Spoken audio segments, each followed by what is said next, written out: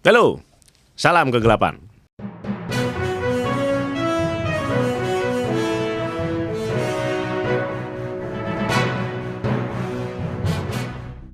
Kemarin, waktu ulang tahun TNI, disebutkan kalau Bapak Jokowi tidak hadir. Ada yang berspekulasi kalau beliau itu tidak hadir karena beliau itu lebih dekat dengan polisi. Tapi tidak demikian. Disebutkan kalau Bapak Jokowi tidak hadir karena beliau tidak boleh terkena matahari berkaitan dengan penyakit kulitnya.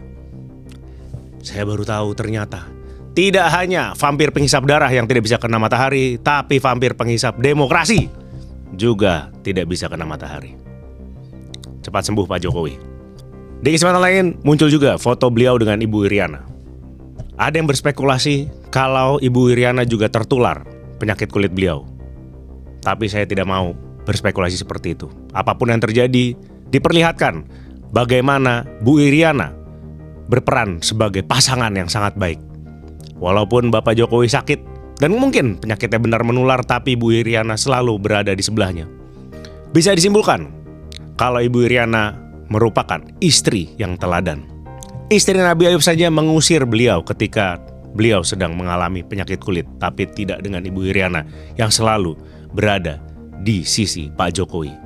Luar biasa Ibu Iriana. Hidup Jokowi. Berbicara tentang kesetiaan dalam kehidupan berumah tangga, mungkin kita sebagai warga biasa belum tentu bisa sesetia Bapak Jokowi dan Ibu Iriana. Untung KUA memberikan solusi, yaitu tepuk sakinah yang diyakini bisa melanggengkan pernikahan kita.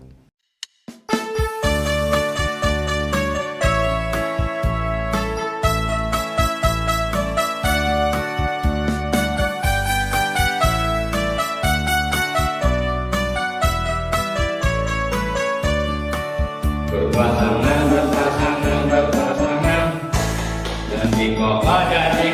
jadi kokoh, saling cinta, saling hormat, saling jaga, saling ridho, musyawarah untuk sakinah. Berpasangan, saling kokoh, jadi kokoh, saling cinta, saling hormat, saling jaga, saling ridho, musyawarah untuk sakinah. Saling cinta, saling hormat, saling jaga, saling ridho, musyawarah untuk sakinah. Dan kalau dirasa ini belum cukup untuk menjaga keutuhan bahtera rumah tangga Anda, kami usul KUA segera membuat tepuk talak. Ketika seorang mau menalak, harus tepuk-tepuk itu dulu dan direkam.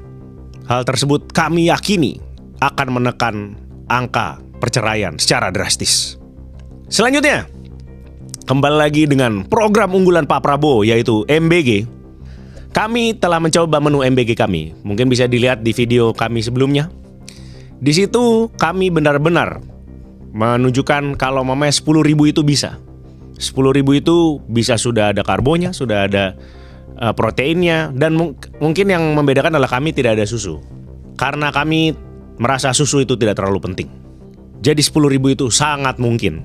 Maka kami agak kaget ketika melihat ada menu MBG di Depok yang menunjukkan kalau isinya terdiri dari potongan kentang rebus, potongan wortel rebus, dan potongan kulit pangsit.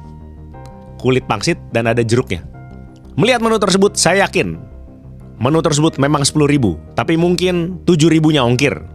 Tapi mungkin ini adalah solusi dari SPPG yang berkaitan untuk mencegah bertambahnya angka keracunan MBG.